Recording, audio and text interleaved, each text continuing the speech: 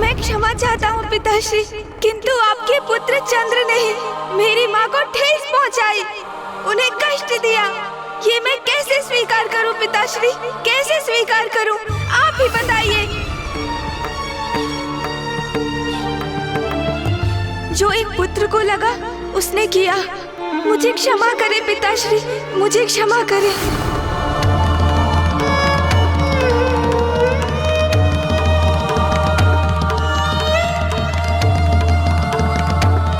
गणेश कुछ भी सुनने और समझने को तैयार क्यों नहीं हो रहा है? क्या कारण है कि पिताश्री के शब्द भी उसे प्रभावित करने में अक्षम हो रहे हैं? ओम नमः शिवाय। ओम नमः शिवाय। भौम के क्रोध का यह अतिरेक उचित नहीं। यदि वो शांत नहीं हुआ तो उसके क्रोध का कोई दुष्प्रभाव सृष्टि पर अवश्य होगा। अग्निदेव, आपका पूर्वाभास सत्य का रूप लेकर हमारे समक्ष आ ही गया। इतनी प्रसन्नता, इतने आनंद के बाद इतनी प्रतिकूल और इतनी दुखदायक घटना अंततः घट ही गई। किंतु देवराज, मैं ये समझने में असमर्थ हूं कि चंद्रदेव को गणेश जी का उपहास करने की क्या आवश्यकता थी। वरुण देव,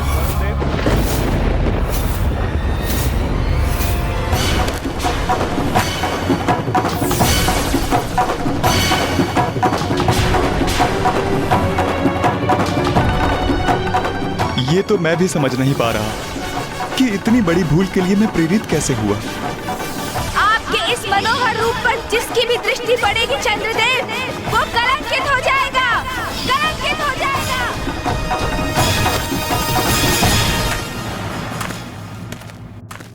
देवगण सावधान, गणेश जी का श्राप स्मरण रहे।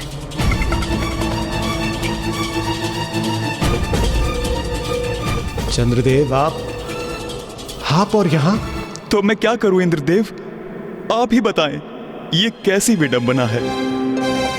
मैं भी तो एक देवता हूं, किंतु अब प्रथम पूज्य गणेश जी के श्राप उपरांत देवताओं के मध्य मेरी उपस्थिति वांछित नहीं। आप ही बताएं, क्या करूं देवराज, कहां जाऊं मैं? चंद्रदेव, मैं आपकी पीड़ा समझ सकता हूं, किंतु मुझे क्षमा कीजिए। इस विषय में मैं आपको कोई भी सुझाव देने में असमर्थ हूं। अब हमसे सुझाव का क्या लाभ है चंद्रदेव? आपने तो पूर्व में कोई विचार नहीं किया था ना। आपको तो पूर्व में विचार करना चाहिए था।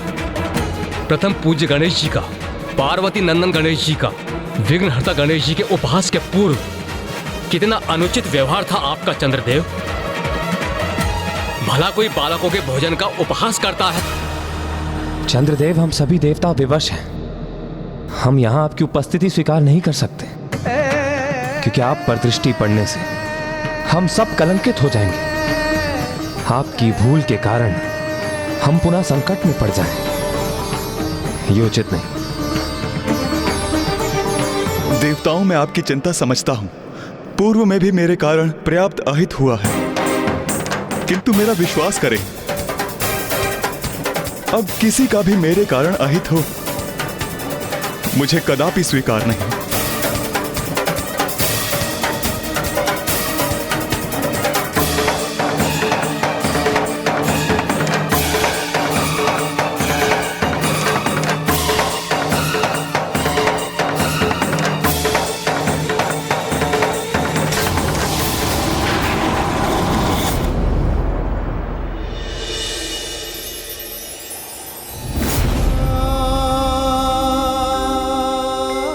ये मैंने स्वयं को कैसे संकट में डाल दिया है। जिनसे मुझे स्नेह है उन्हीं के लिए अहितकर हो गया हूं मैं।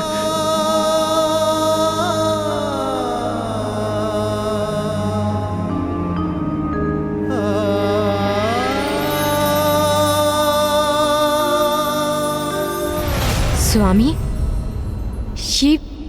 ये आप क्या कर रहे हैं? आपने मुझे देखकर मुख क्यों मोड़ लिया?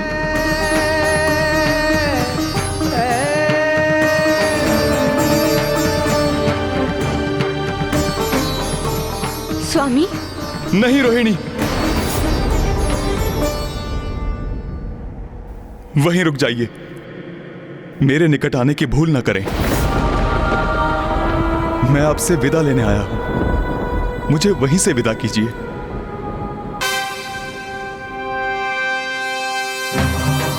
नाथ, आपके ये शब्द मेरे मन में अनेकों आशंकाएं उत्पन्न कर रहे हैं। आप बताइए ना मुझे, क्या हुआ है स्वामी? मैं श्रापित हो गया हूं रोहिणी।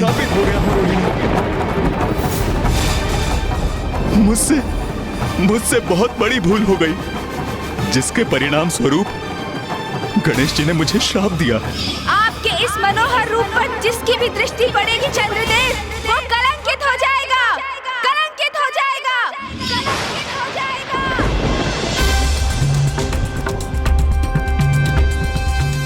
इसलिए मैं यहां से प्रस्थान कर रहा हूं। किंतु स्वामी, स्वामी, स्वामी!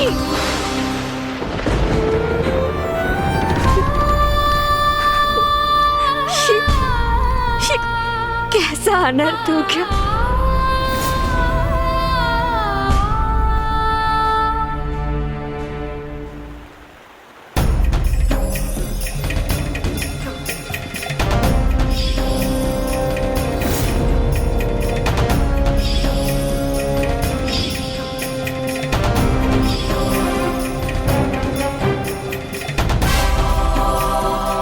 गणेश, ये कैसा श्राप दे दिया तुमने चंद्रदेव को? भैया, आप मुझसे ही प्रश्न कर रहे हैं, किंतु क्या मैं आपसे एक प्रश्न पूछ सकता हूँ? हाँ अनुज, अवश्य पूछ सकते हो। तो बताइए भैया, यदि आप मेरे स्थान पर होते, यदि आप माँ को पृथ्वी पर अचेत अवस्था में देखते और आपको ये ज्ञात होता कि उनकी इस अवस्था के कारण आपके प्रति उनका अगाध स्नेह है, आपके हित की चिंता है और उसी कारण हमारी माँ को इतना अपार कष्ट हुआ है, और जब आपको ज्ञात होता कि उस अवस्था को उत्पन्न कराने वाला दोषी कौन है, तो क्या आप उसे क्षमा कर देते? बताइए मुझे, क्या करते आप भैया? मेरी माँ को कष्ट पहुंचाने वाले दोषी को मैं अवश्य कठोर से कठोर दंड देता गणेश। तब तो मैंने जो किया वो भी उचित था ना भैया? मैं सर्वथा निर्दोष हूँ। तुम सर्वथा उचित कह रहे हो गणेश, किंतु पिताश्री भी तो अनुचित नहीं कह रहे हैं। उनका कथन भी तो सर्वथा उचित है। वास्तविकता में उचित और अनुचित कुछ होता ही नहीं है। ये तो परिस्थिति है जो दो मित्रों को, परिजनों को, दो सकारात्मक शक्तियों को भी परस्पर विरोधी बना देती है। और अब तुम्हारे श्राप के प्रभाव से वो और भी कष्ट का कारण बनेंगे। अपने परिवार के साथ साथ समस्त सृष्टि के अहित का कारण बनेंगे वो।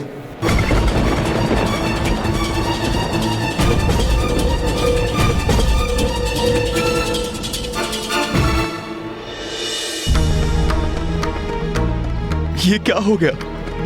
अपने सौंदर्य के अहंकार के कारण मैं अपने समाज, अपने परिजनों से परित्यक्त हो गया हूं।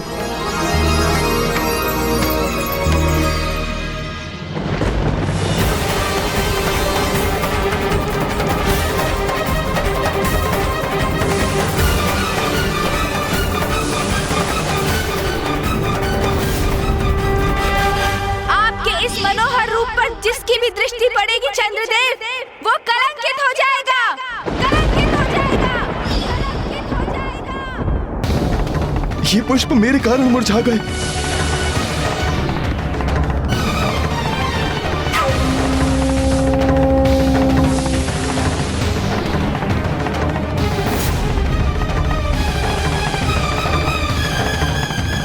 सत्य है, ये मेरी उपस्थिति का दुष्प्रभाव है। नहीं, नहीं,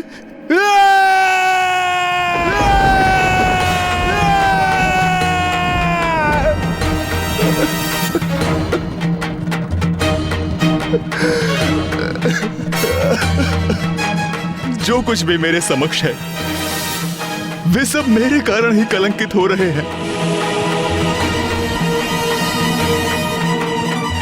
ये सर्वथा अनुचित है।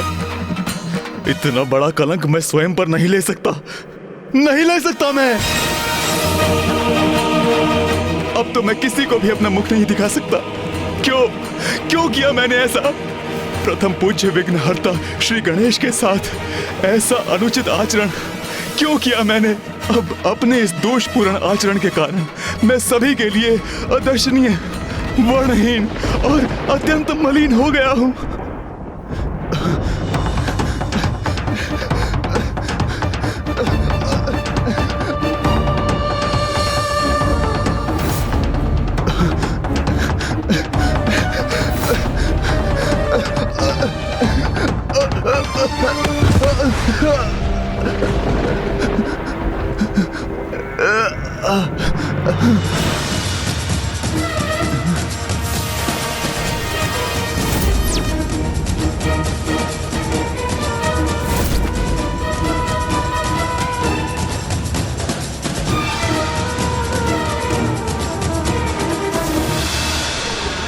ये क्या हो रहा है?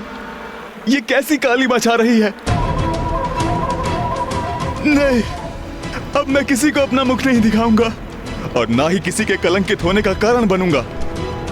मैं सदा के लिए इस जलकुंड में छिप जाता हूं और इसके भीतर मुझे कोई देख नहीं सकेगा।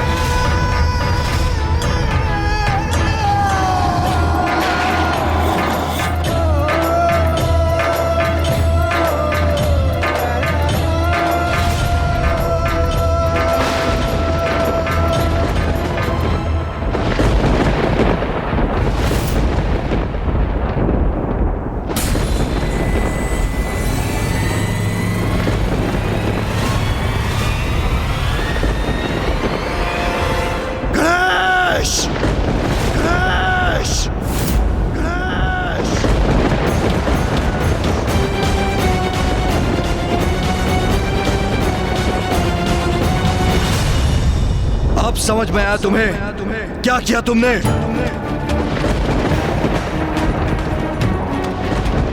मैं तो माँ के साथ था पिताश्री, मैंने कुछ भी तो नहीं किया है। गणेश! पिताश्री, प्रतीत होता है चंद्रदेव अपना स्थान छोड़कर कहीं और प्रस्थान कर गए हैं।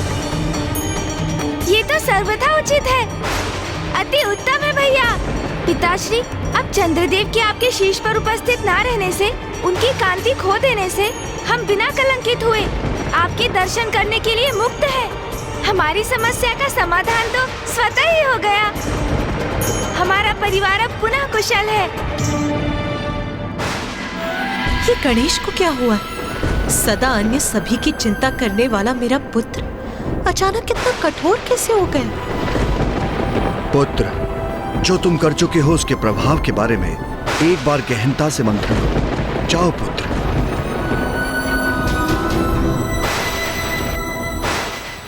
ब्रह्मदेव, माता सरस्वती, गणेश जी ने जो भी किया उसका कारण समझती हूँ मैं।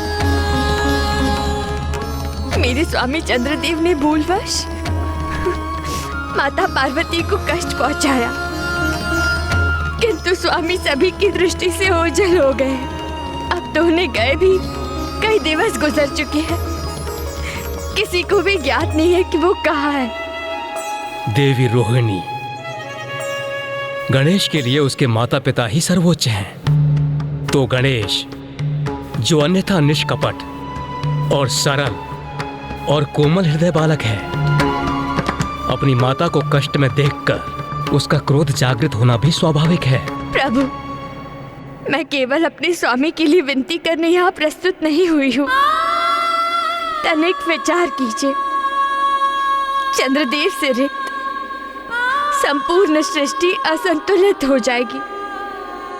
संपूर्ण प्रकृति पर, सभी जीवों पर स्वामी की अनुपस्थिति का भयंकर और विनाशकारी प्रभाव होगा। प्रभु, अब आप ही हम सभी की रक्षा का और सृष्टि के हित का कोई उपाय सुझाइए। प्रभु, कोई उपाय सुझाइए।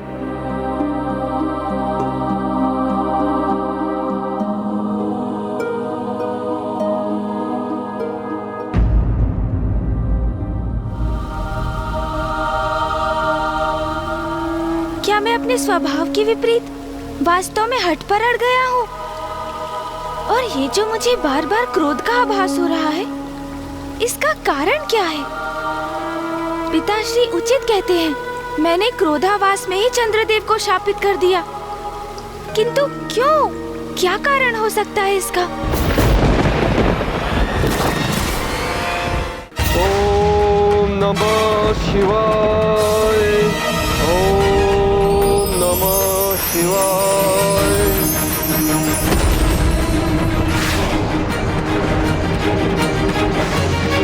ओम नमः शिवाय।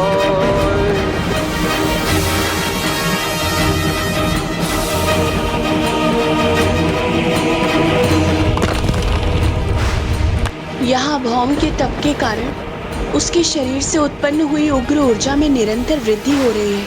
उसकी उग्रता भी बढ़ती जा रही है। ओम नमः शिवाय। पिताश्री, मुझे समझ में आ गया है कि ये मेरे भीतर क्रोध स्वाभाविक नहीं है। आप देवादिदेव महादेव हैं, सभी का मार्गदर्शन करते हैं। आप ही मेरे इस क्रोध को शांत करने के लिए मेरी सहायता कीजिए।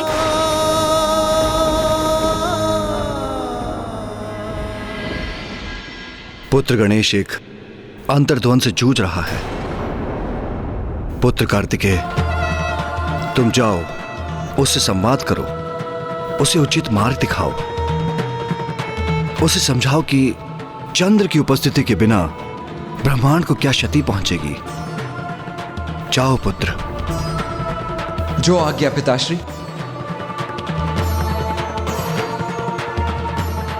हम पे कृपा कीजिए प्रभु, कोई सुझाव सुझाइए।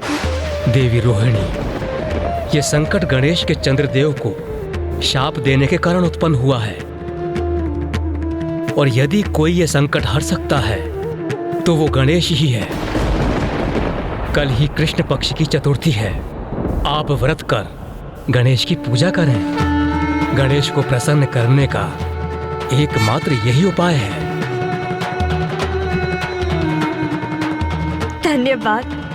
धन्यवाद प्रभु।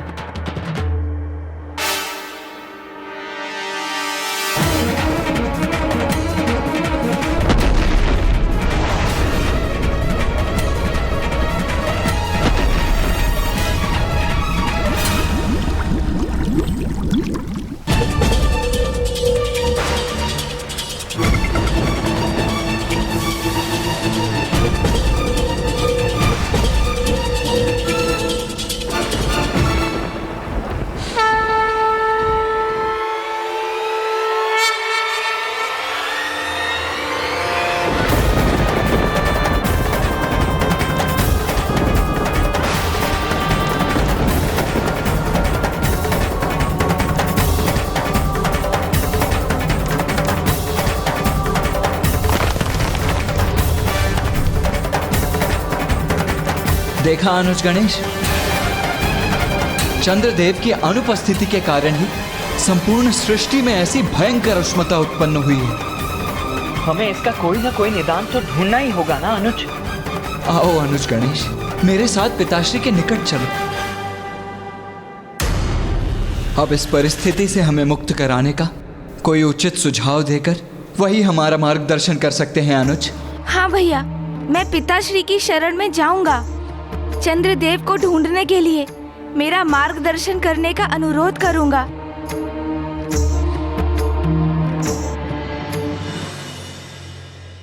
इस संकट से मुक्ति का मार्ग जो ब्रह्मदेव ने हमें बताया है, उस पर अड़िग रहूंगी मैं।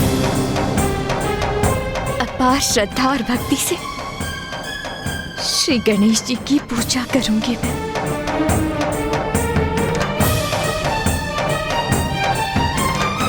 देवी रोहिणी, प्रथम पूज्य गणेश जी को प्रसन्न करने हेतु हम सब देवता भी इस पूजा में आपके साथ सम्मिलित होंगे।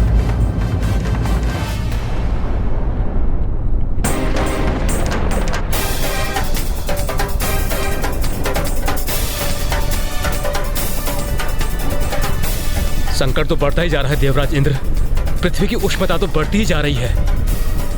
चंद्रदेव की शीतलता का अभाव अब अपना प्रत्यक्ष प्रभाव दर्शा रहा है और स्थिति और भी क्रमशः गंभीर होती जाएगी। हमें प्रथम पूज्य गणेश जी को शीघ्र प्रसन्न करना होगा, अन्यथा अनर्थ हो जाएगा।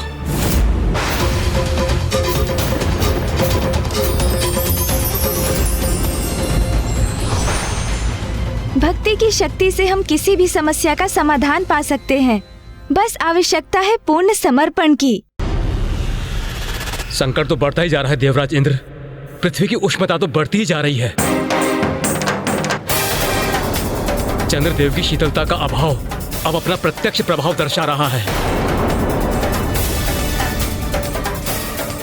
और स्थिति और भी क्रमशः गंभीर होती जाएगी।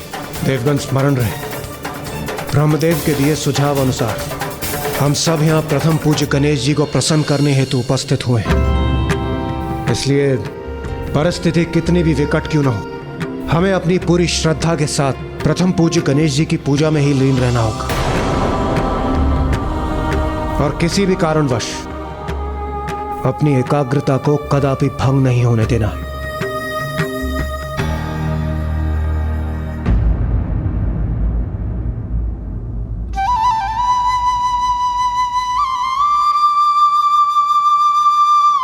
प्रतीत होता है पुत्र कार्तिकेय ने पुत्र गणेश को स्थिति की गंभीरता से अवगत कराया है उसने, जिसे समझकर गणेश यहाँ आया। मुझे विश्वास था वो अवश्य अपने पिता से मार्गदर्शन लेने आएगा। पिताश्री, इस समस्या का समाधान ढूंढने के लिए हमारा मार्गदर्शन कीजिए।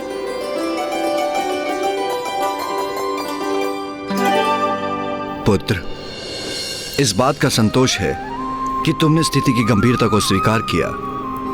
चंद्रमा ने तुम्हारा उपहास कर बहुत बड़ी भूल की, जिससे तुम्हारी मां को कष्ट पहुंचा। किंतु अनियंत्रित क्रोध से कभी किसी का दोष नहीं सुधरता, कभी किसी का भला नहीं होता।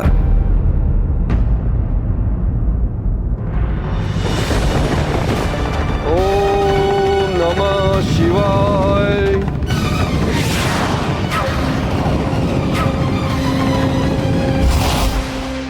उचित कहते हैं।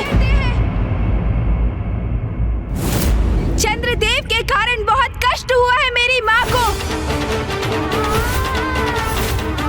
और देखा आपने किस प्रकार अपने दायित्वों का पालन नहीं कर रहे हैं चंद्रदेव। सर्वप्रथम उन्होंने मुझे और मेरी माँ को पीड़ा पहुँचाने का कार्य किया और अब इस प्रकार सभी की दृष्टि से ओझल होकर समस्त सृष्टि को कष्ट पहुँचा रहे हैं। क्रोध आया, मुझे अवश्य क्रोध आया और अवसर प्राप्त हुआ तो उन्हें पुनः शापित करूंगा। मैं कभी क्षमा नहीं करूंगा चंद्रदेव को, कभी नहीं।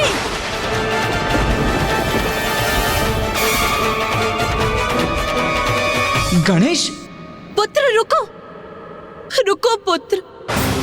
गणेश इतना क्रोधपूर्ण व्यवहार क्यों कर रहा है? ये हो क्या गया है गणेश को? उमा, अभी इसे जाने दीजिए। अभी वो कुछ भी समझने की अवस्था में नहीं है। समझ में तो मेरी भी नहीं आ रहा है पिताश्री कि गणेश को ये हो क्या गया है। अभी कुछ समय पूर्व ही तो मुझसे कह रहा था कि चंद्रदेव को लौटाने के लिए वो पिताश्री से मार्गदर्शन लेगा। फिर अचानक ये क्रोधावेश का क्या कारण है? यदि मेरा पुत्र अपने क्रोध को अपने वश में नहीं कर पा रहा है तो अवश्य ही उसका कोई बड़ा कारण होगा, क्योंकि अकारण क्रोध तो गणेश के स्वभाव में ही नहीं। हाँ माँ, मैं आपसे पूर्णतः सहमत हूं। गणेश के स्वभाव से तो हम सभी भली भांति परिचित हैं। फिर उसके क्रोध का क्या मूल हो सकता है? चंद्रदेव को मैंने इसलिए शाप नहीं दिया क्योंकि उन्होंने मेरा उपहास किया। मैंने उन्हें इसलिए शाप दिया क्योंकि उनके कृत्य से मेरी माँ को अपार वेदना सहनी पड़ी, और इसलिए मुझे चंद्रदेव को शाप देने का कोई पछतावा नहीं है पिताश्री। पुत्र, मैं हूँ उसके क्रोध के मूल में। मैं उसकी माँ। नाथ, मैंने जब भी गणेश को किसी क्रोध अथवा आहत में देखा तब मैं स्वयं पर किसी भी प्रकार का नियंत्रण रखने में असमर्थ हो गई। मैं अपने क्रोधावेश में सर्वथा विनाश करने के लिए प्रेरित रहती हूँ। ये स्नेह एक माँ का अपने पुत्र के प्रति। जब मैं गणेश को पीड़ा में देख अपने क्रोध पर नियंत्रण खो सकती हूँ तो गणेश तो मात्र एक बालक है। हम उससे आत्मनियंत्रण की अपेक्षा क्यों कर रहे हैं नाथ? ओ माँ, क्योंकि वो प्रथम पूज्य गणेश है और मैं जगत जननी आदि शक्ति हूँ नाथ। नाथ, आप इस संपूर्ण घटनाक्रम को पुत्र गणेश की दृष्टि से देखने में संकोच क्यों कर रहे हैं नाथ? नाथ, आप ये क्यों नहीं समझना चाहते कि गणेश का क्रोध उसकी माँ के रक्षा के भाव का ही परिणाम है। आज जब गणेश अपना मत आपके समक्ष रखने आया तो आपने कहा कि चंद्रदेव से जो कुछ भी हुआ उसके परिणाम से वो अनभिज्ञ है। तो क्या ये कहना अनुचित है कि गणेश ने जो कुछ भी किया उसके परिणाम से वो भी अनभिज्ञ थे? आपका झुकाव आपके एक पुत्र की ओर ही क्यों है? आपको गणेश को समझने का भी प्रयास करना चाहिए। ये मत भूलिए नाथ, जब हमारे तथाकथित पुत्र चंद्रदेव ने मेरे हृदय को आहत किया तब गणेश ने ही मेरा बचाव किया। आपको क्या ये स्पष्ट नहीं है नाथ? उमा, ब्रह्मांड को संतुलन में लाना मेरा कर्तव्य है, जो गणेश के कृत्य के कारण संकट में है। नहीं नाथ, सृष्टि का संतुलन संकट में अवश्य है, किंतु गणेश और चंद्रदेव दोनों के कृत्यों के कारण। नाथ, मेरी विनती है आपसे, जो उचित है वही कीजिए। उसी से गणेश का क्रोध भी शांत होगा।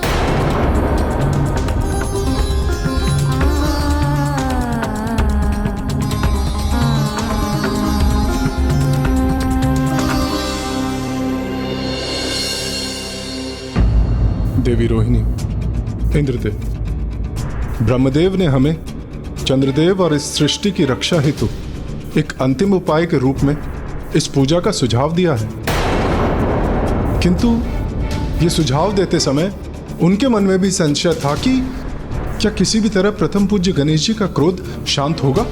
होगा, अवश्य होगा।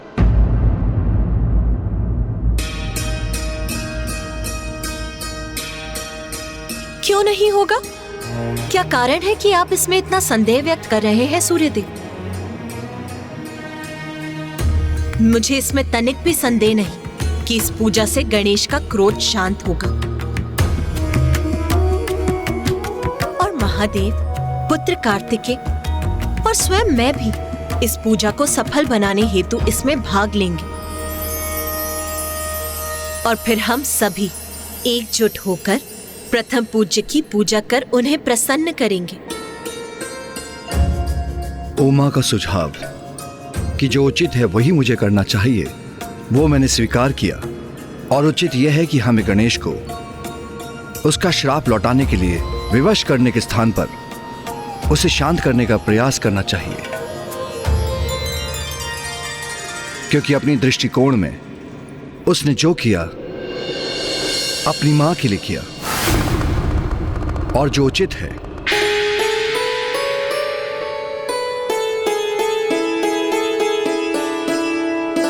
इस पूजा के लिए हम सभी को व्रत संकल्प धारण कर गणेश की पार्थिव श्री विग्रह की रचना करनी होगी और इस पूजा का संपूर्ण विधि विधान मैं आपको बताऊंगी। और इस प्रकार हम सब एकजुट होकर पूर्ण भक्ति से गणेश की पूजा करेंगे।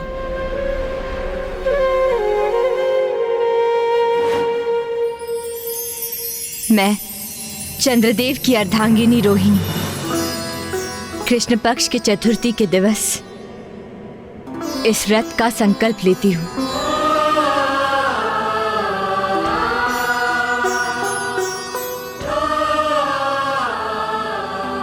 मैं देवराज इंद्र प्रथम पूज्य गणेश जी का क्रोध शांत करने और सृष्टि की रक्षा करने हेतु समस्त देवताओं के साथ इस पूजा का संकल्प लेता हूं।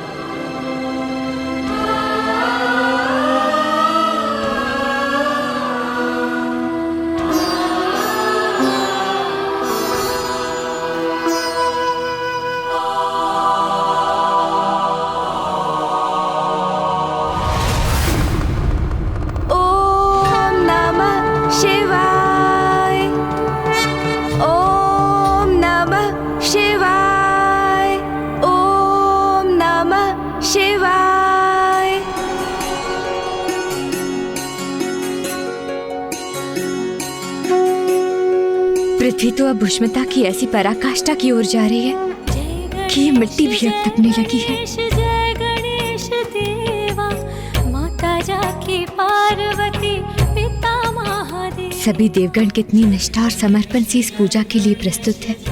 मुझे विश्वास है हम सभी अपनी भक्ति से गणेश जी को प्रसन्न करने में अवश्य सफल होंगे।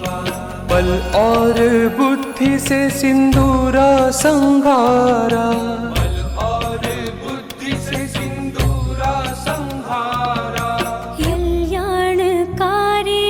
प्रथम पूज्य देवा। जय गणेश जय गणेश जय गणेश देवा, माता जाकी पार्वती, पिता महादेवा।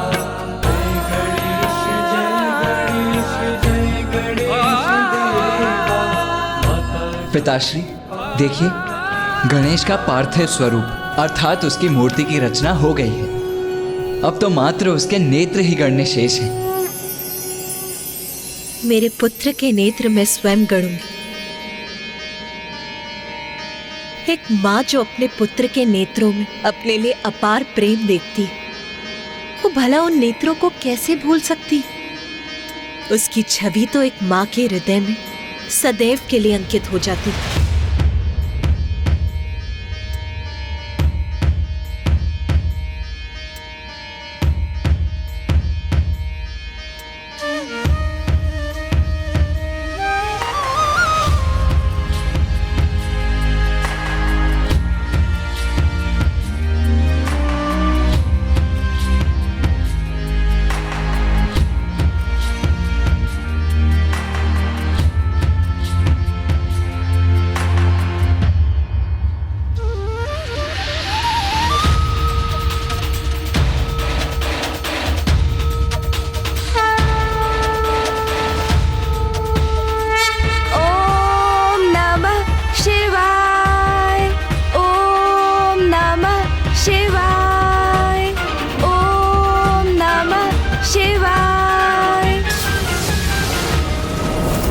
महादेव, माता पार्वती, हमें आशीष दीजिए कि हम आपके पुत्र श्री विघ्नहर्ता गणेश जी की पूजा का शुभारंभ करें और इसके फलस्वरूप हम अपने मनोरथ में सफल हों। उचित है देवी रोहिणी, मैं सिंदूर से गणेश का तिलक करती हूँ। सिंदूर जो सर्वाधिक प्रिय है मेरे पुत्र गणेश को।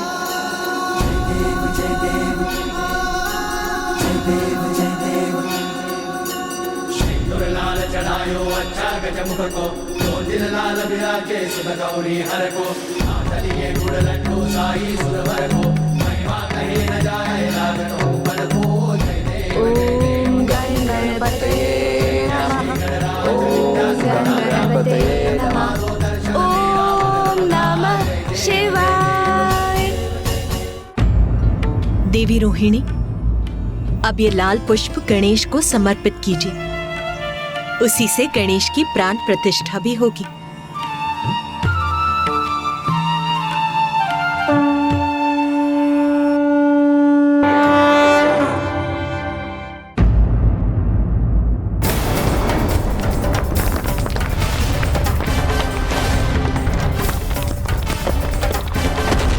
चंद्रदेव के शीतल प्रभाव के अभाव से यह कैलाश भी प्रभावित हो रहा है। समस्त वातावरण में ऐसी उष्णता का संचार हो रहा है कि यहां की हिम तक पिघल रही है।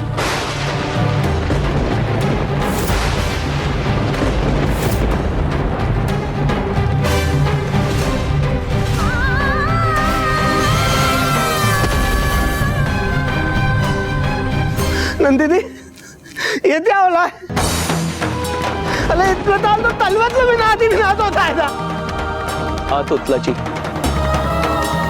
अब गणेश की कृपा से ही हमारी और समस्त संसार की सुरक्षा निहित है।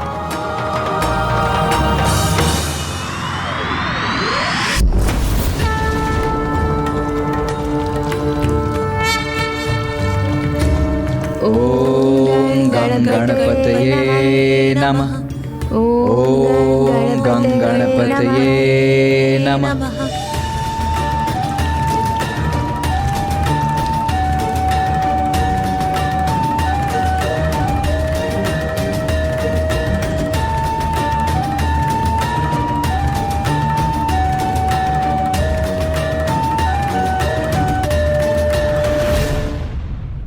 ओम नमः शिवाय।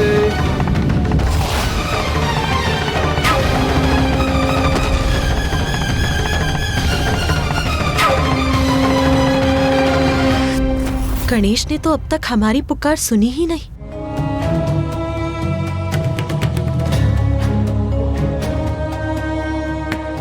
चंद्रदेव की शीतलता तो मेरी ऊष्मता को संतुलित करती है, किंतु अब उनकी शीतल किरणों के अभाव में मेरा ताप तो बढ़ता ही जा रहा है।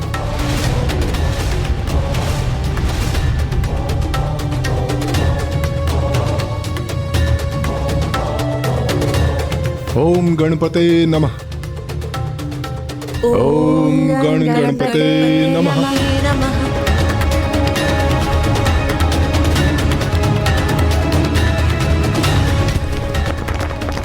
चंद्रदेव के अदृश्य होने से उत्पन्न संकट महासंकट में परिवर्तित हो, उसके पूर्व गणेश को चंद्रदेव के प्रति अपने क्रोध को शांत कर उन्हें किसी भी युक्ति से लौटाना ही होगा, अन्यथा सृष्टि नष्ट हो जाएगी। ओम नमः शिवाय। ओम नमः शिवाय। ओम नमः शिवाय।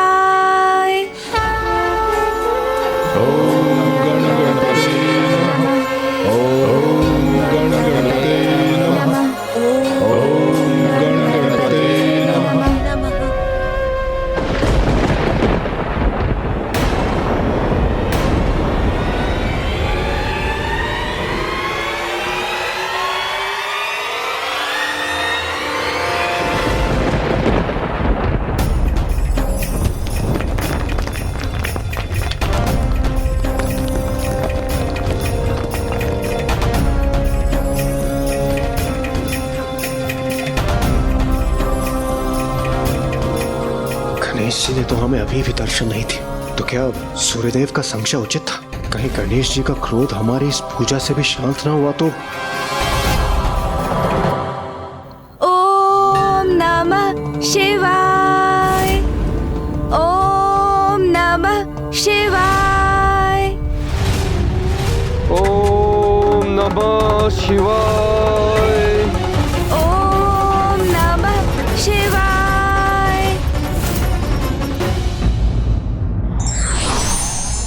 संकट और विपरीत परिस्थिति में धैर्य से काम लेकर ईश्वर का ध्यान करते रहना चाहिए।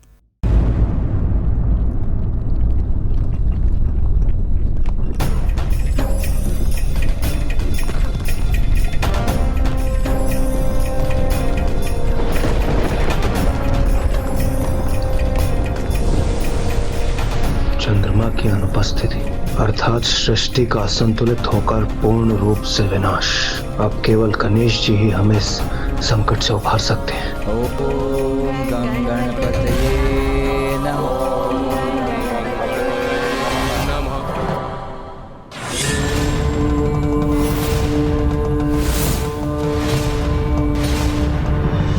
मुझे पूर्ण विश्वास है कि मेरा पुत्र गणेश हमारी प्रार्थना अवश्य सुनेगा। वो शीघ्र हमें दर्शन देगा।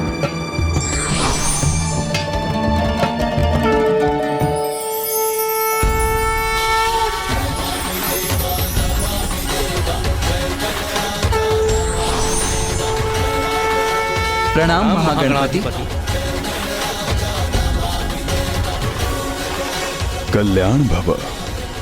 देवी पार्वती, मुझे आपकी चिंता का भान है। प्रभु, गणेश का क्रोध ही है मेरी चिंता का कारण। वो शांत क्यों नहीं हो रहा है? ये तो गणेश का स्वभाव नहीं कि वो संपूर्ण विधि विधान से की जाने वाली पूजा का सम्मान न करे। क्या हमसे पूजा करने में कोई भूल हुई है प्रभु? अब तो आप ही हमारा मार्गदर्शन कीजिए श्री महागणपति जी।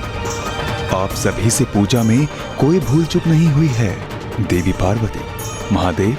किंतु मेरा एक सुझाव है, आप गणेश के श्री विग्रह को दुर्वा समर्पित कीजिए।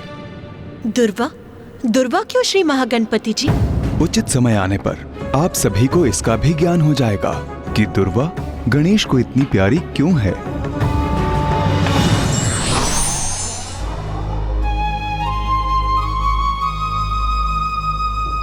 दुर्वा? मैं अभी दुर्वा प्रस्तुत करता हूँ माँ। उचित है पुत्र।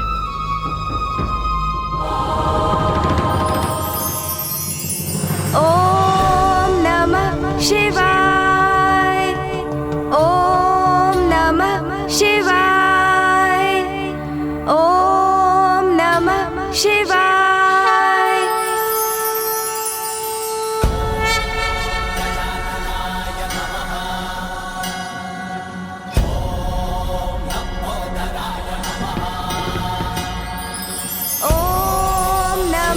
शिवाय। ओम गं गणपतये नमः। ओम गणपतये नमः। ओम नमः शिवाय। ओम नमः शिवाय। गं गणपते नमः। ओम गं गणपते नमः। पिताश्री, माँ, भैया और समस्त देवगण मेरी पूजा में लीन हैं और यहाँ मैं अपनी पूजा में व्यस्त हूँ। नहीं, मेरा कर्तव्य और दायित्व तो जगत कल्याण के प्रति है। मैं अभी जाकर देवताओं की सहायता के लिए प्रस्तुत होता हूँ। भैया, पिताश्री, माँ, इनको मैं कदापि निराश नहीं कर सकता। मेरे क्रोध के कारण पूर्व में भी बहुत हानि पहुँच चुकी है, इसलिए अब अपने क्रोध को त्यागूंगा मैं। अब अपना दायित्व निभाने में कोई अवरोध नहीं आने दूंगा मैं। देवताओं की प्रार्थना सुनकर उनका सहायक बनूंगा मैं। ओम नमः शिवाय। कहाँ मेरे प्रभु महादेव, उनके पुत्र देव सेनापति कुमार कार्तिकेय और प्रथम पूज्य गणेश जी, और कहाँ तुम?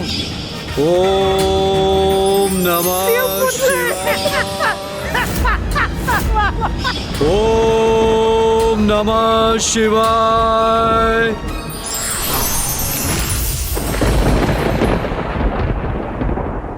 कितनी विचित्र आकृति है ना आपकी। खंभ जैसे हाथ पांव, विशाल काय गज का शीश और उधर मानो अन्न का भंडार हो।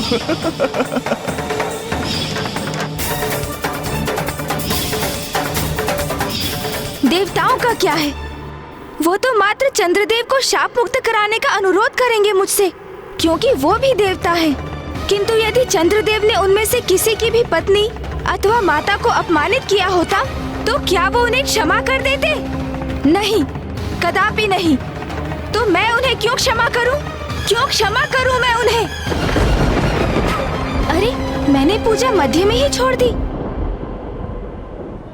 ओम नमः शिवाय। ओम नमः शिवाय। ओम नमः शिवाय।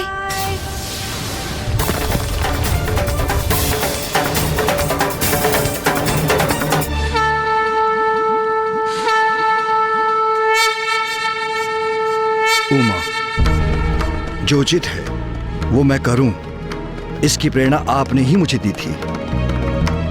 किंतु अब समय आ गया है कि आप भी वो कीजिए जो उचित है, क्योंकि यदि अब आपने ऐसा नहीं किया तो हमारी सृष्टि की रक्षा का हमारा दायित्व निरर्थक हो जाएगा, क्योंकि कुछ भी शेष नहीं रहेगा, सब कुछ नष्ट हो चुका होगा। रक्षा हेतु कुछ भी शेष नहीं रहेगा। ओम गण गणपते नमः। ओम गण गणपते नमः। ओम गण गणपते नमः।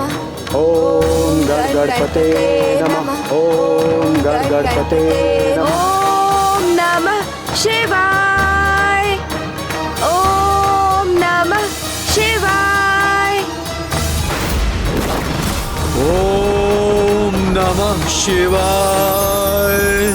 ओम नमः शिवाय।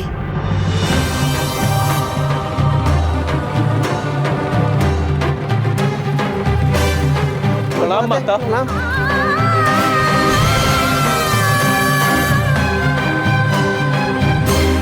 माता तो अत्यंत क्रोधित प्रतीत हो रही हैं और भीतर गणेश जी भी कुपित अवस्था में है।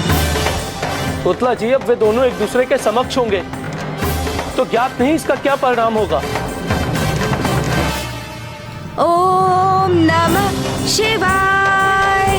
ओम नमः शिवाय। ओम नमः शिवाय। ओम नमः शिवाय।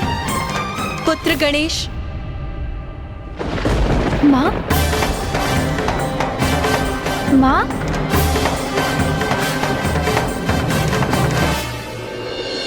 क्या हुआ माँ? आप इतने तनाव में क्यों प्रतीत हो रही हैं? पुत्र, ये हो क्या रहा है? क्या हुआ है तुम्हें? तुम क्या कर रहे हो पुत्र? मुझे क्या होगा माँ? मैं तो पिताश्री की पूजा कर रहा हूँ। पुत्र, सभी देवताओं में सबसे उदार हो तुम, सबसे दयालु हो, फिर इस बार इतना हट क्यों? इतने कठोर क्यों हो रहे हो तुम?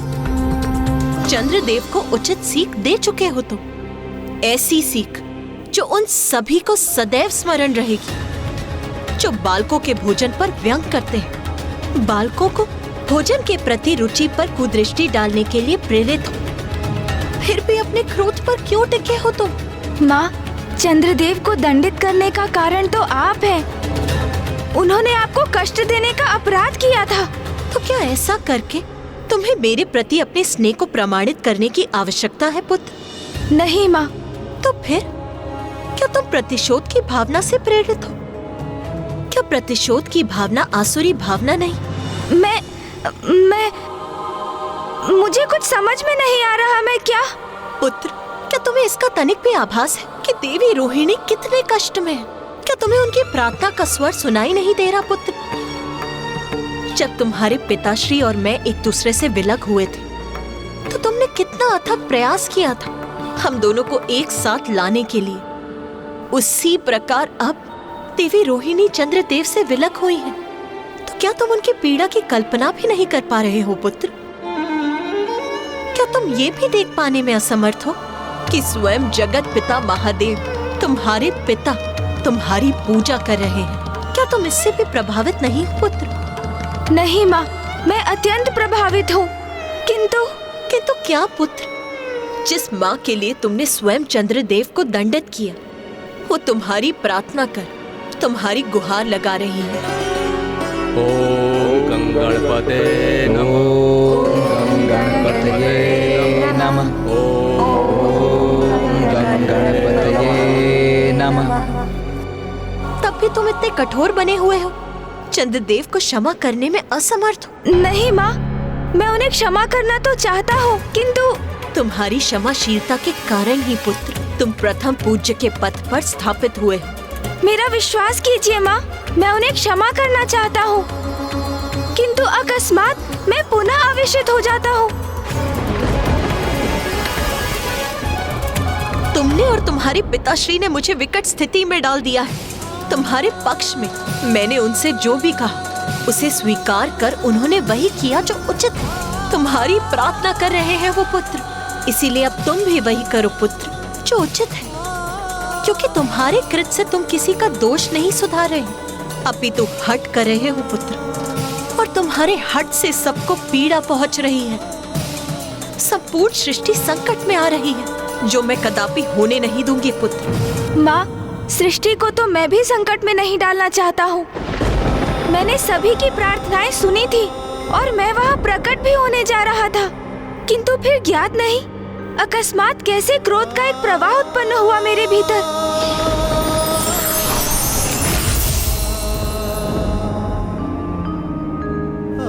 और मैं पुनः क्रोधावेश में बह गया माँ। क्रोध के उन्माद से मुक्त होना तुम्हें सीखना होगा पुत्र। जब भी क्रोध आए उसका दमन करना होगा, क्योंकि जब भी तुम्हें क्रोध प्रभावित करेगा अपनी तर्क शक्ति से उस पर विचार करो पुत्र। अपने भीतर के क्रोध का अवलोकन करो पुत्र। तो जैसे स्याह मेघ वर्षा के उपरांत स्वतः मिट जाता है और आकाश में धवल प्रकाश उत्पन्न होता है, वैसे ही तुम्हारा भी क्रोध मिट जाएगा पुत्र। आओ चलो पुत्र।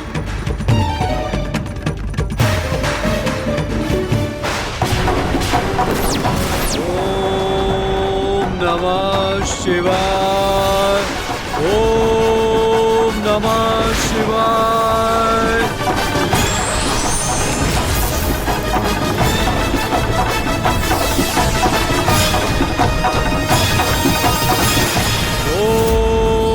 नमः शिवाय।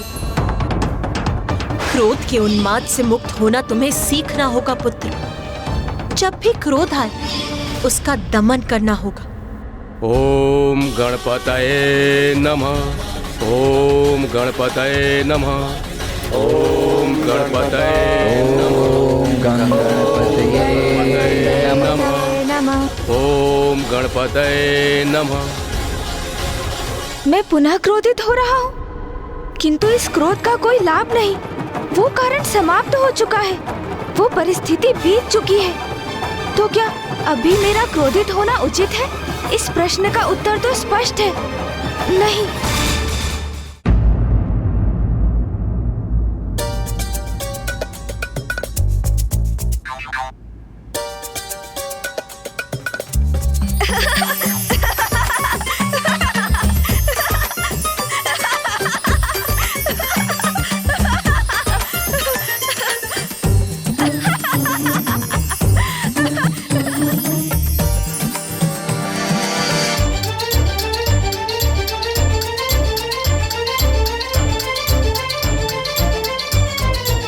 गणेश, क्या हुआ?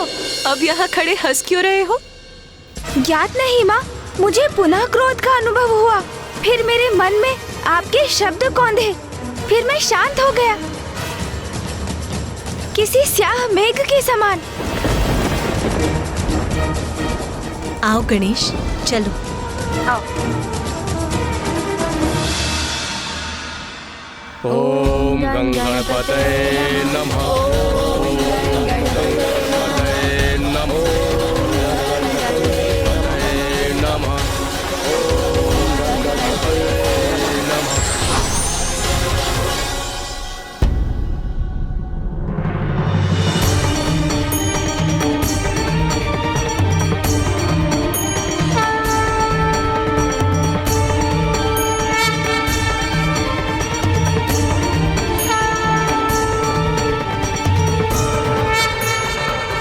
मैं आप सभी की पूजा से प्रसन्न हुआ।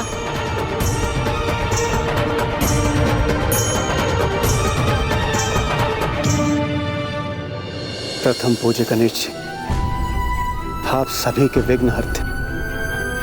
आपको हमारे और इस समस्त संसार के संकट हरने ही होंगे प्रभु। गणेश जी, आपने जो मेरे स्वामी चंद्रदेव को शाप दिया है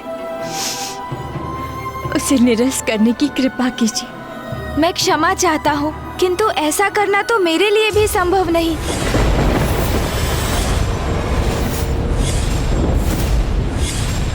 देवराज इंद्र, ये तो आपको भी भली भांति ज्ञात है कि एक बार जो शाप दिया जाता है उसे पूर्ण रूप से निरस्त नहीं किया जा सकता। किंतु गणेश, इस समस्या का कोई समाधान तो होगा, कोई तो युक्ति होगी जिससे तुम इस संकट को दूर कर सकते हो। हाँ गणेश जी, मुझे विश्वास है आप कोई ना कोई हल अवश्य ढूंढ लेंगे।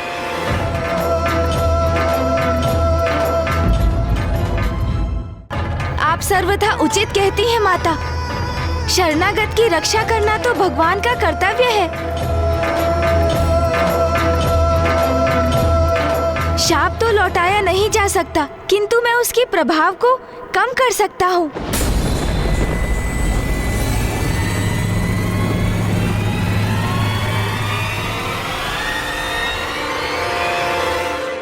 चंद्रदेव, चंद्रदेव, चंद्रदेव, चंद्रदेव,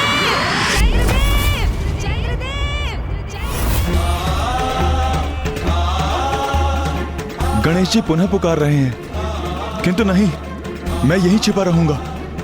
कदाचित वो वहां बुलाकर मुझे और दंडित ना कर दें। चंद्रदेव, आप जहाँ भी हैं वहाँ से बाहर आइए। मैं आपको आश्वस्त करता हूँ, आपके प्रति अब मेरा क्रोध शांत हो चुका है। गणेश जी मुझसे क्रोधित थे, क्या उन्होंने मुझे क्षमा कर दिया?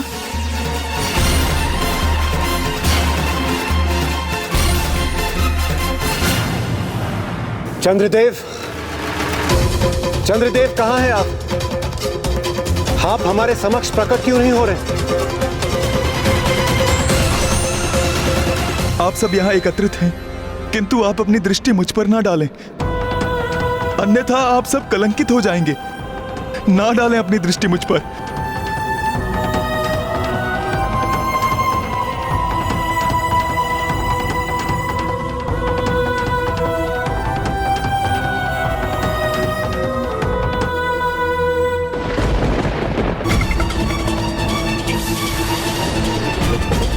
उठिए चंद्रदेव।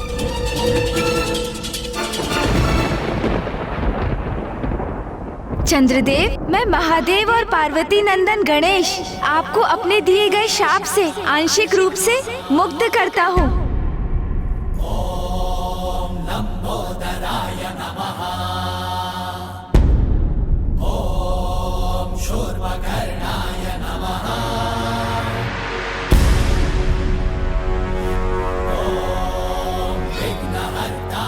चंद्रदेव अब संसार के लिए पुनः दर्शनीय हो जाएंगे और अब उन पर दृष्टि डालने के परिणाम स्वरूप किसी को भी कलंकित नहीं होना पड़ेगा, किंतु मात्र एक तिथि को छोड़कर, और वो तिथि होगी भाद्रपद माह के शुक्ल पक्ष की चतुर्थी, अर्थात मेरा जन्म दिवस। मात्र उसी तिथि पर जो भी चंद्र का दर्शन करेंगे उन्हें मेरे शाप के कारण कलंक का सामना करना होगा।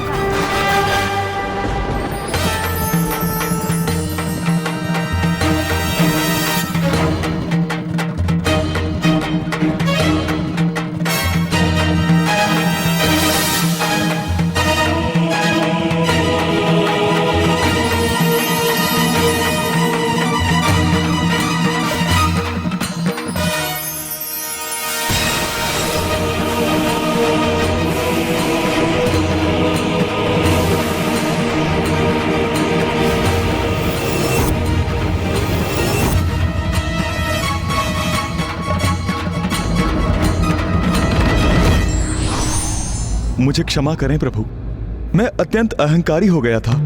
चंद्रदेव, मुझे भी स्वयं से प्रेम है, किंतु अपनी सराहना करना और स्वयं पर गर्व करने में एक बहुत छोटा सा भेद है, और वो भेद है अहंकार। मैं समझ गया प्रभु, अब मैं इस प्रकार की भूल कदापि नहीं करूंगा, मुझे क्षमा करें। और बुद्धि से सिंदूरा संगारा। आपका कल्याण हो चंद्रदेव। आज कृष्ण पक्ष की चतुर्थी है। मैं इस तिथि को भी स्वयं से जोड़ता हूँ। आज की ये तिथि संकष्टी चतुर्थी के नाम से भी विख्यात होगी। जैसी हो रेवा। और इस तिथि पर जो भी भक्त व्रत धारण कर मेरी पूजा करेंगे और रात्रि में चंद्र को जल का अर्घ देकर पूजा संपन्न करेंगे, मैं उनके सभी संकट हरूंगा, उनके सभी दुख दूर करूंगा।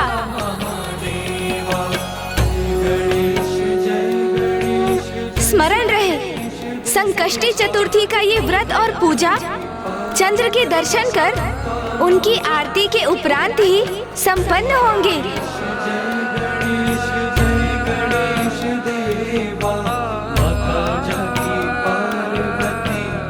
धन्यवाद गणेश जी।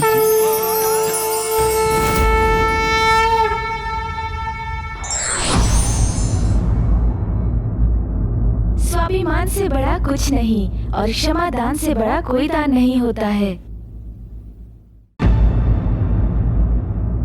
मैं कृतार्थ हुआ प्रभु। आपने न केवल मुझे श्राप मुक्त किया, अपितु अपने साथ साथ पूजनीय बना दिया।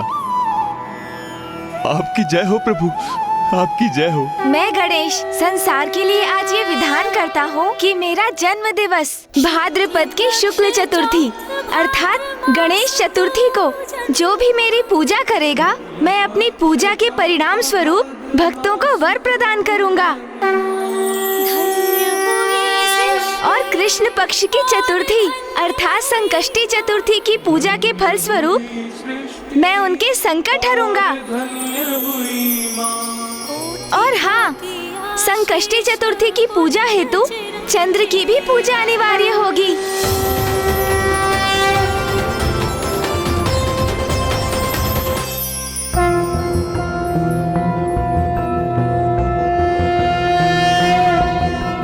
ओम भूर्भुवस्वः अमृतांगाय विद्महे कलारूपाय धीमहि तन्नो सोमो प्रचोदयात्।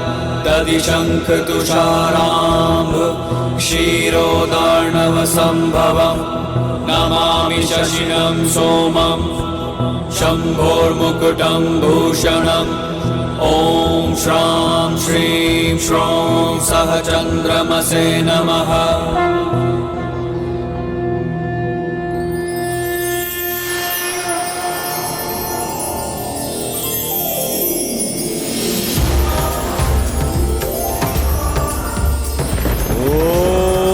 नमः शिवाय। ओम नमः शिवाय। ओम नमः शिवाय।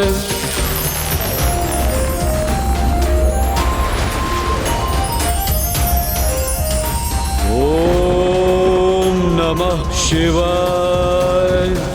ओम नमः शिवाय।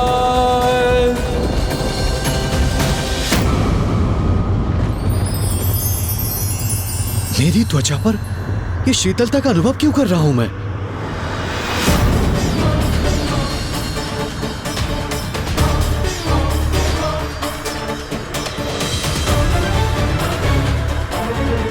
मेरा और मेरे तप का प्रभाव क्षीण पड़ रहा है। चंद्रदेव भी पुनः आकाश में स्थापित हो गए हैं।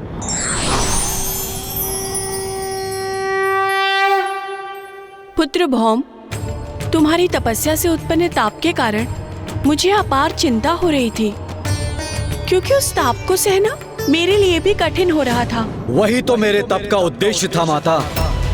मैं इतना ताप, इतनी उष्णता उत्पन्न करना चाहता था जिससे महादेव भी प्रभावित हो, यहाँ आकर मुझे दर्शन देने के लिए विवश हो जाए।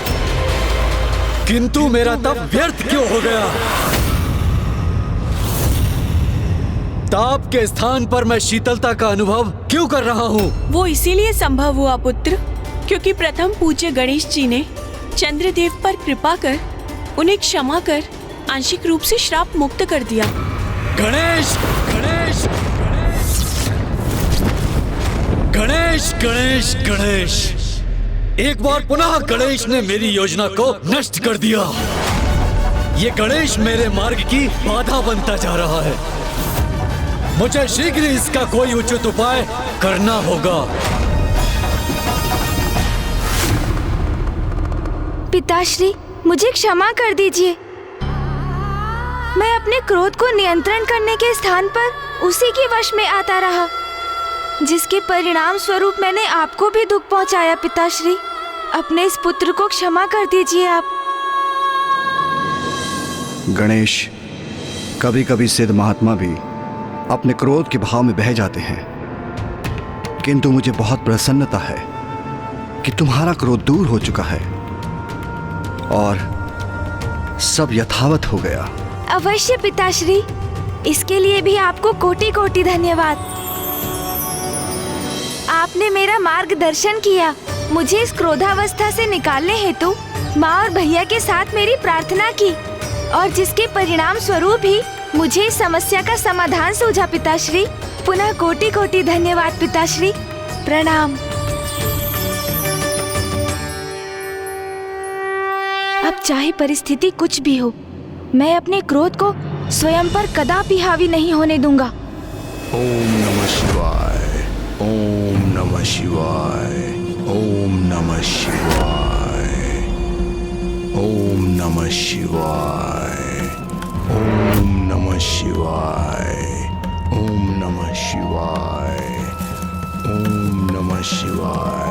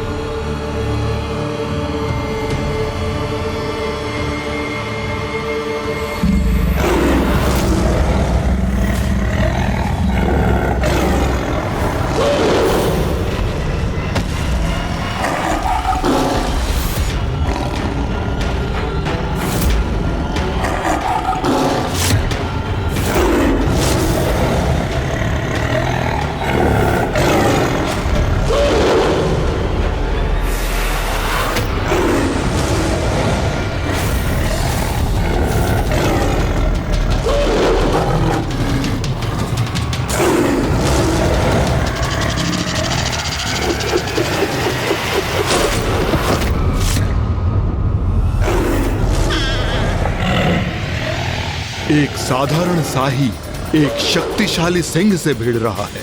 आश्चर्य है।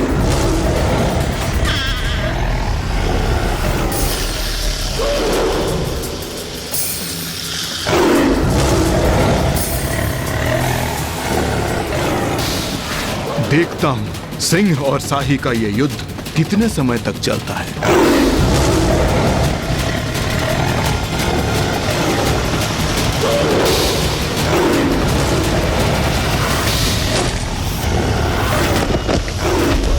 घोर आश्चर्य, एक छोटे से तुच्छ जीव ने सिंह जैसे विकराल भयानक जीव को आहत कर दिया। जो मैं देख रहा हूँ वो कोई माया है या फिर सत्य भी है, ये रहस्य ज्ञात होना ही चाहिए।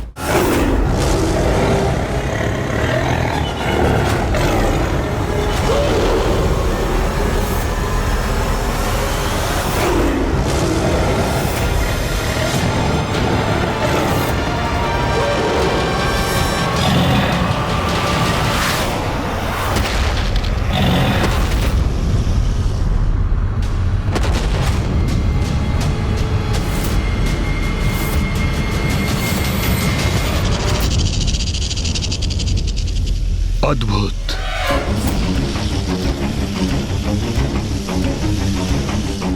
सिंह के उदर को चीरकर उसका अंत करने वाले कौन हो तुम? कोई साधारण शाही नहीं हो सकते तुम।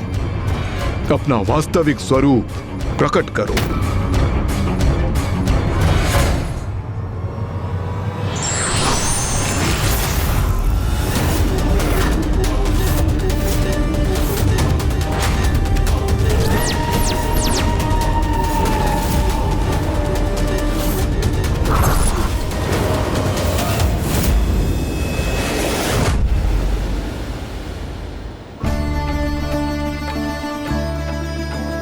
देखा गणेश, अब पुनः सब कुछ इतना सुंदर प्रतीत हो रहा है ना? नहीं भैया, अभी एक और संकट शेष है। संकट? अब कैसा संकट गणेश? मेरा उदर संकट में है भैया। मेरा इतना सुंदर उदर धीरे धीरे भोजन से रिक्त होकर कम होता जा रहा है। इस संकट से निवारण हेतु मुझे शीघ्र जाकर भोजन करना चाहिए। हाँ, ये तो वास्तव में बहुत ही बड़ा संकट है गणेश। तुम्हारा उदर संकट में है। अरे, इससे बड़ा संकट भला कोई हो सकता है? प्रणाम असुर गुरु शुक्राचार्य। मैं हूँ शाही असुर दुर्बुद्धि। असुर हो तुम? ये कैसे संभव है? जहां तक मुझे ज्ञात है, देवी कौशिकी,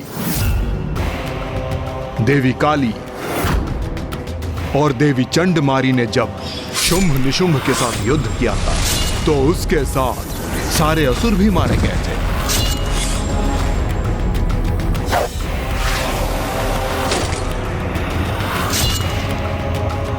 फिर तुम कहां से प्रकट हो गए?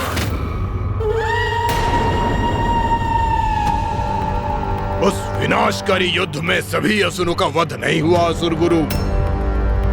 उस युद्ध में एक असुर शेष रह गया, और वो असुर मैं हूं।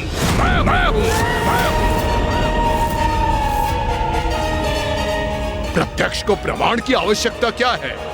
मैं आपके समक्ष उपस्थित हूं।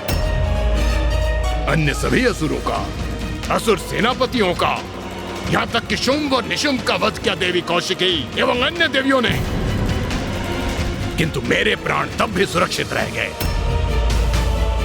और उस असुर शवों से पटे युद्ध स्थल में मेरी गर्भवती पत्नी मुझे ढूंढती हुई वहां पहुंच गई।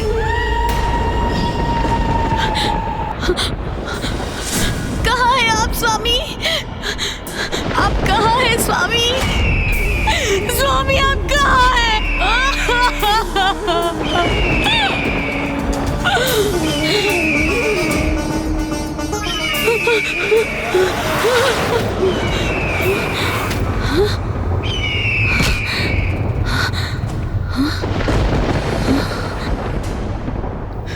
मेरे स्वामी, मेरे स्वामी, स्वामी, स्वामी, स्वामी, स्वामी, स्वामी, स्वामी।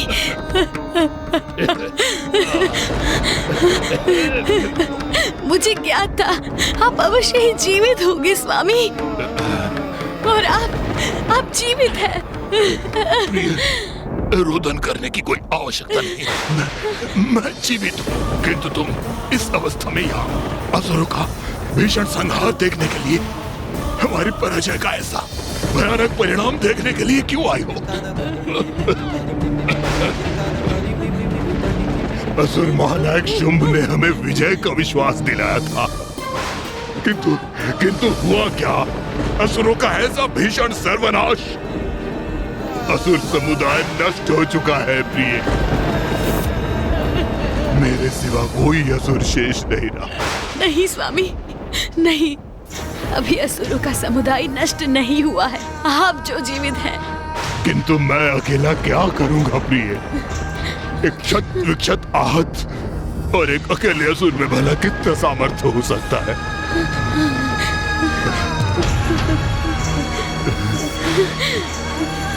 आप स्वयं को अकेला मानने की भूल कर रहे हैं स्वामी। आप कदापि अकेले नहीं हैं। इस भयंकर युद्ध में जहाँ बड़े बड़े पराक्रमी असुर योद्धा मृत्यु को प्राप्त हुए, उसमें केवल आप शेष रहे। ये तो कोई संयोग नहीं, अवश्य ही इसके पीछे कोई बड़ा कारण है। प्रतिशोध, प्रतिशोध स्वामी, असुरों के संहार का प्रतिशोध, जो आपको उन दुष्ट देवताओं से लेना है। जो कार्य शुंभ और निशुंभ नहीं कर सके, वो कार्य अब आप और आपका पुत्र करेगा स्वामी। आपका पुत्र और आप करेंगे।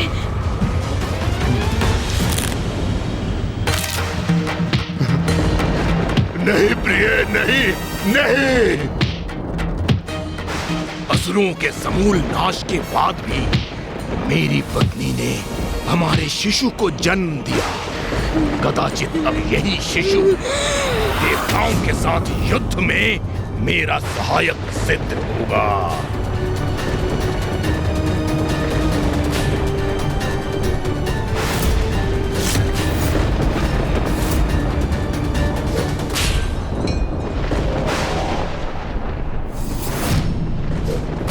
मेरी पत्नी तुम्हारी मां ब्रीहि ने तुम्हें संसार में समय से पूर्व लाने के लिए अपना जीवन निछावर कर दिया और अब असुरों के वंश को, देवता और असुरों के मध्य शत्रुता को हम दोनों मिलकर जीवित रखेंगे।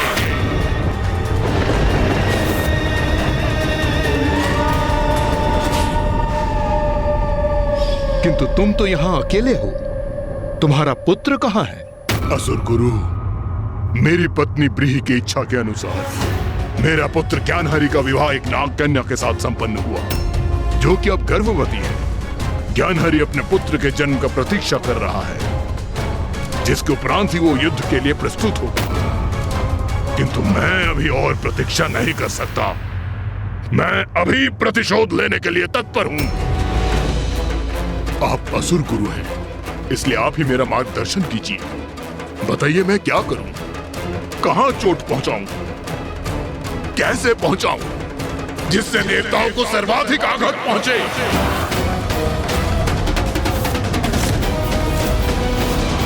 यदि तुम वास्तव में देवताओं पर आघात पहुंचाना चाहते हो तो तुम्हें महादेव पुत्र गणेश जी से निपटना होगा।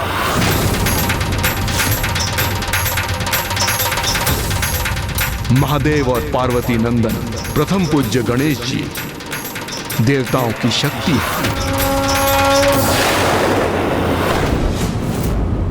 जब भी किसी असुर राज ने देवताओं को नष्ट भ्रष्ट करने की योजनाओं का निर्माण किया है, तब गणेश जी उसमें विघ्नकर्ता की भूमिका निभाई है।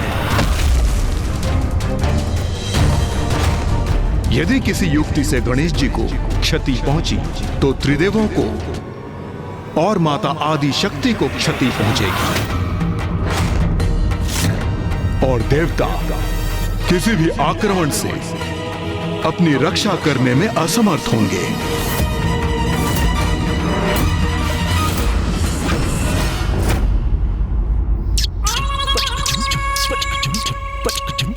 प्रभु प्रभु, ये प्रभु कहाँ चले गए?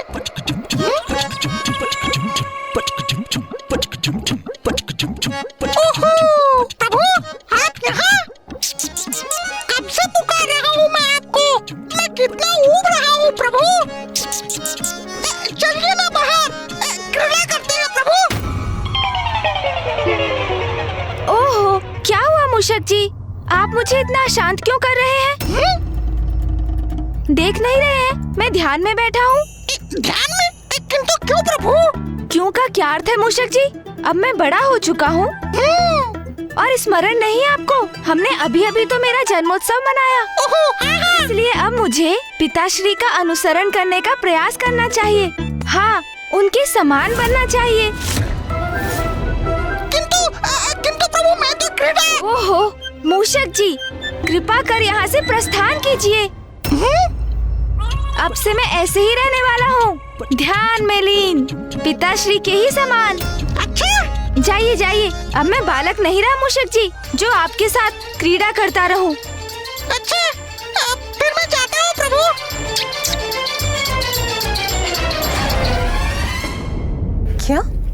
क्या कहा गणेश ने? माता, मैं भी आपके समान शक्ति में आ गया था। जब उन्होंने कहा कि अब से वो सदा ध्यान में ही लीन रहेंगे, मेरे साथ क्रीड़ा नहीं करेंगे।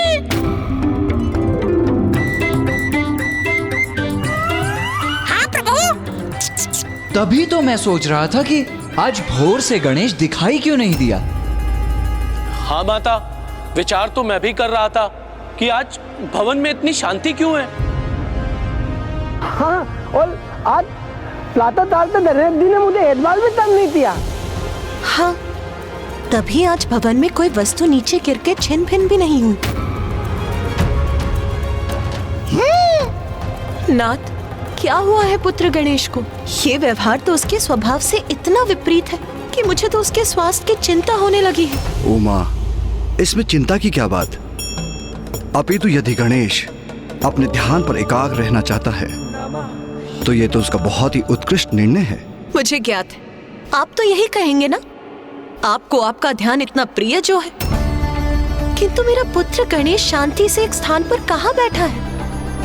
परिवार का सर्वाधिक नटखट बालक यदि शांत हो जाए तो इसमें चिंता का विषय तो है। मैं अभी उसे समझाती। उमा, उसे उसकी इच्छा अनुसार रहने दीजिए।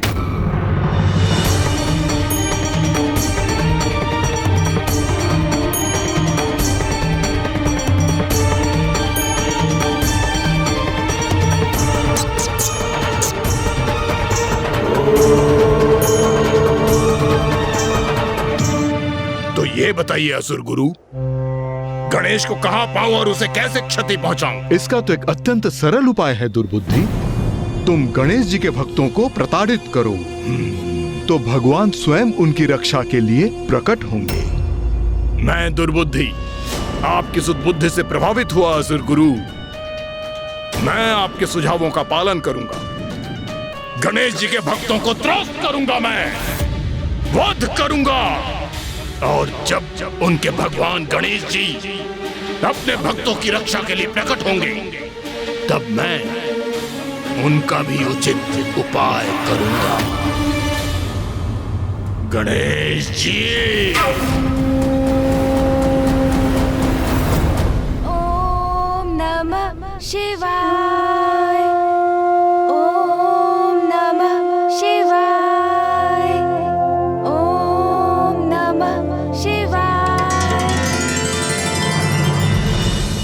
माँ, आप यहाँ? पुत्र, पुत्र तुम कुशल तो हो ना? क्या कोई चिंता सता रही है तुम्हें? क्या किसी बात से सशंकित हो तुम? पुत्र मुझे बताओ, क्या हुआ है तुम्हें? माँ, मैं सर्वथा सकुशल हूँ, किंतु आप मेरा ध्यान भंग कर रही हैं। पुत्र, ये क्या हुआ है? अचानक इतने गंभीर क्यों हो गए हो तुम? माँ, ये तो आपको भी स्मरण होगा ना, अपने जन्म दिवस पर मैंने क्या घोषणा की थी? मैंने कहा था प्रत्येक वर्ष अपनी जन्म तिथि अर्थात गणेश चतुर्थी पर मैं अपने भक्तों की मनोकामना पूर्ण करने के लिए उन्हें वरदान दूंगा, उनके सभी विघ्न दूर करूंगा। और माँ, आप और पिताश्री तो मुझे सदा यही आभास कराते रहे हैं ना कि मैं परम ब्रह्म हूँ। तो अब मैं अपने उत्तरदायित्व को बड़ी गंभीरता से लूंगा माँ, और उसके लिए मेरा पिताश्री के समान एकाग्रचित होकर ध्यान करना तो अनिवार्य है ना माँ? हाँ माँ, अब मैं पिताश्री के उदाहरण का अनुसरण करूँगा। सदा ध्यान में लीन रहकर अपने भक्तों की प्रार्थना सुनते हैं वो। मैं भी तो ध्यान मग्न रहकर ही अपने भक्तों के साथ संपर्क स्थापित कर सकूंगा। और उन्हें जब मेरी आवश्यकता होगी माँ, तो मैं सर्वशक्तिमान भगवान के रूप में उनके सम्मुख प्रकट होकर उनकी रक्षा करूंगा। परम ब्रह्म हूँ मैं, तो मुझे उनके अनुरूप आचरण तो करना ही होगा ना माँ। जो कुछ आपने और पिताश्री ने मुझे सिखाया है माँ, मैं उसी का पालन करने की तो चेष्टा कर रहा हूँ, और आपने उसके आरंभ में ही मेरा ध्यान भंग कर दिया माँ। पुत्र, तुम्हारा प्रयोजन समझ गई हूँ मैं। अब तुम निर्विघ्न ध्यान करो, उसमें अब मैं कोई बाधा नहीं डालूंगी। तुम स्वयं में ही रम जाओ। एक ओर तुम्हारे पिताश्री और दूसरी ओर तुम। अच्छा, तो ये बात है। फिर तो पुत्र, तुम्हें परखने के लिए हमें भी कुछ करना ही चाहिए।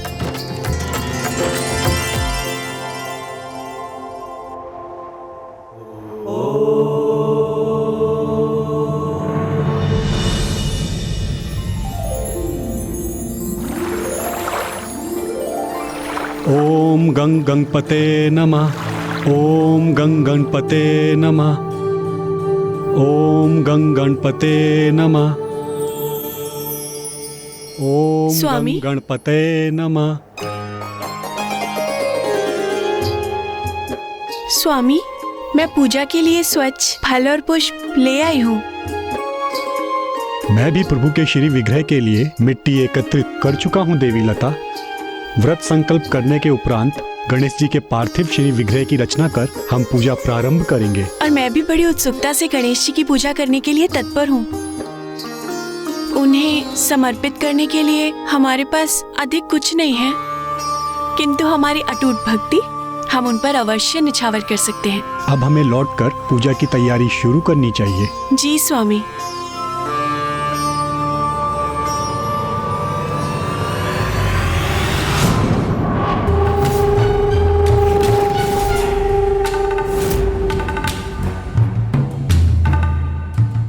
चाहूं तो अभी इस ब्राह्मण और उसकी पत्नी का वध कर दूं, किंतु ऐसा नहीं करूंगा। मैं गणेश जी की पूजा करने जा रहे हैं ना ये दोनों, तो मैं इन्हें प्रताड़ित करूंगा, कष्ट दूंगा।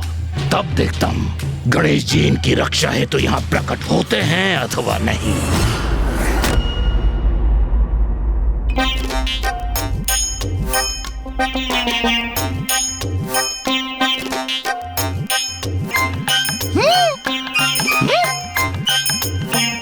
मेरे प्रभु तो ध्यान में है, फिर ये सब क्या कर रहे हैं?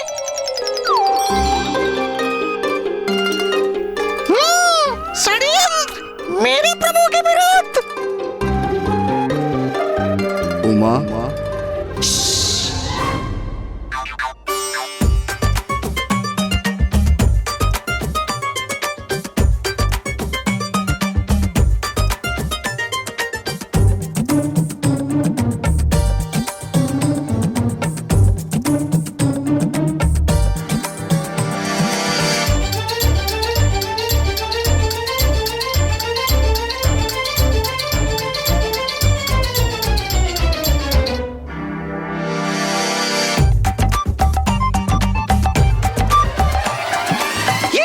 ये सब क्या कर रहे हैं? तो क्या मुझे प्रभु को सावधान करना चाहिए?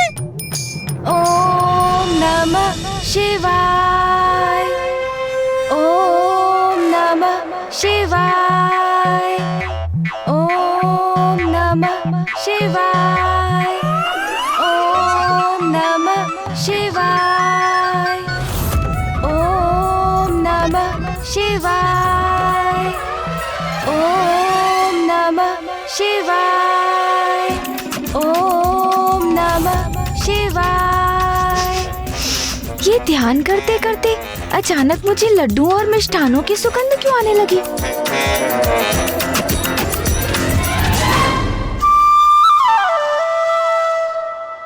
आहा, इतने सारे मिष्ठान।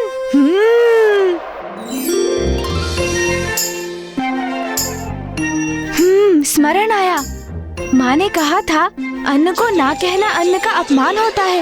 वैसे भी ध्यान में ही तो ये मिष्ठान खाने हैं, इसमें भला क्या आपत्ति हो सकती है?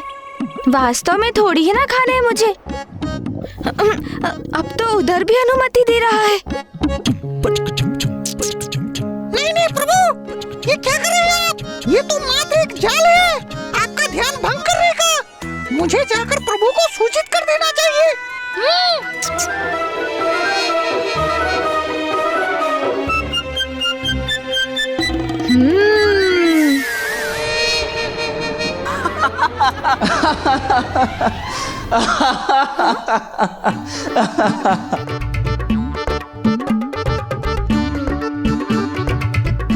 अरे क्या हुआ पुत्र, तुम तो ध्यान में बैठे थे, फिर?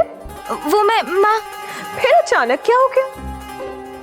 ओ, ध्यान करते करते भूख लग गई होगी, है ना? इसीलिए भोजन करने लग गए। युक्ति। नहीं नहीं माँ, मैंने कहा ये सब तो मूषक जी ने ग्रहण किए हैं। मैं तो आपको इस भोजन के आकर्षण के प्रति सावधान करने आया था प्रभु। ये तो बहुत अच्छा ध्यान है गणेश, मुझे भी ऐसा ध्यान सिखाने की कृपा कीजिए ना पिताश्री, जिसके फल स्वरूप इतने लड्डू खाने का अवसर प्राप्त होता है।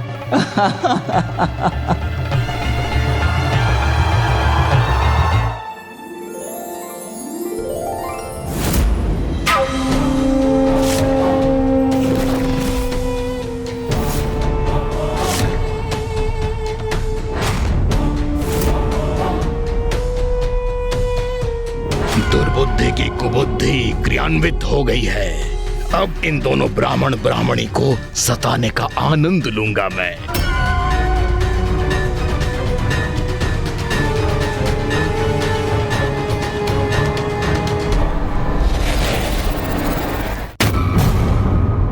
उचित है, उचित है। आप सभी मुझे गंभीरता से नहीं लेते ना? तो और मनोरंजन कीजिए अपना, हंसिए आप सभी। मैं तो ये शेष लड्डू भी ग्रहण करता हूँ।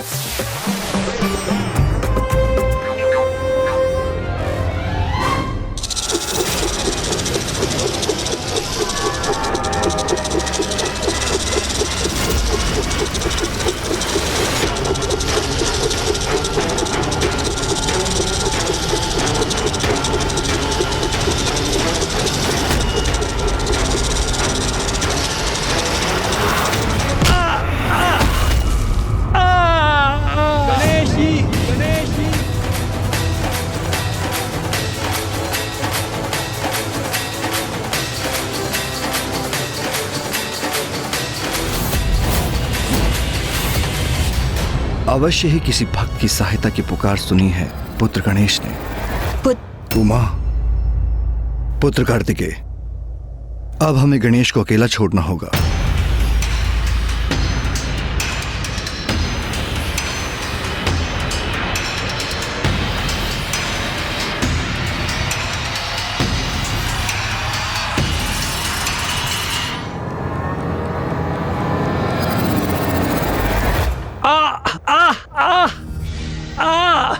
स्वामी, आपका पांव तो आहत हो गया है। मैं आपकी सहायता करती हूँ। गणेशी, गणेशी। ये किनकी पुकार थी? क्या कोई संकट में है? देवी लता, ये घाव तो भर जाएंगे, मैं पुनः कुशल हो जाऊंगा। किंतु दुख तो मुझे इस बात का है कि जो मिट्टी मैंने पूजा के लिए एकत्रित की थी वो गिर गई। आप कुटिया में जाइए और पूजा की सामग्री तैयार करना आरंभ कीजिए। मैं पुनः मिट्टी एकत्रित करके लाता हूँ। पूजा का एक उचित मुहूर्त होता है, इसलिए अब हमें पूजा में और विलंब नहीं करनी चाहिए।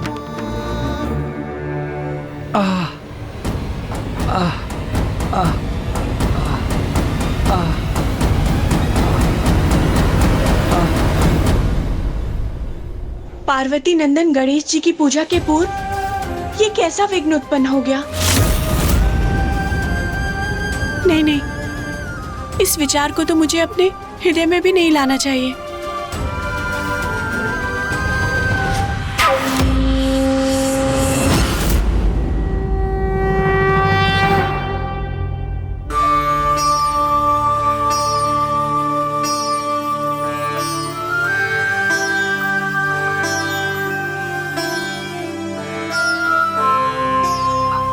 देवी लता, व्रत संकल्प कर हमें अब गणेश जी के पार्थिव श्री विग्रह की रचना करनी चाहिए।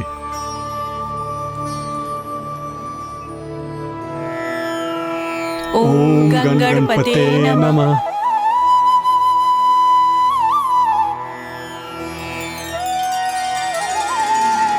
अब सब उचित है। अब समय पर हम पूजा प्रारंभ कर सकेंगे। अब सब उचित नहीं, सब बिगड़ जाएगा अभी।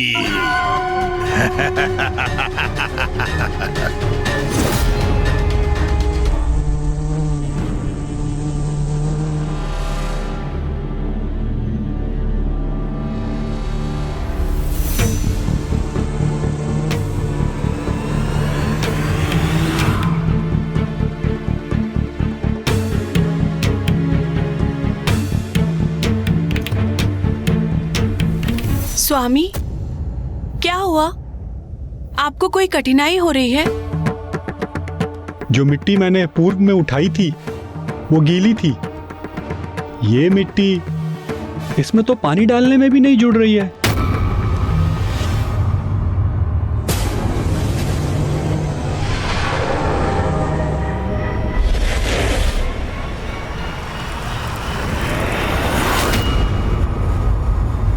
स्वामी, पूजा पूजा के पुष्प नष्ट हो रहे हैं।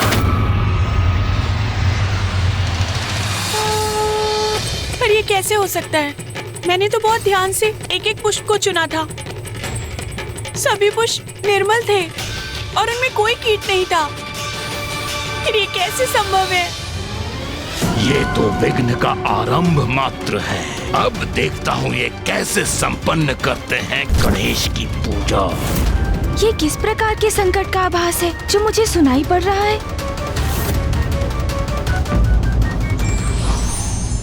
भक्त कहीं भी हो, ईश्वर सदैव उसका ध्यान रखते हैं। आवश्यकता है केवल सच्ची भक्ति की।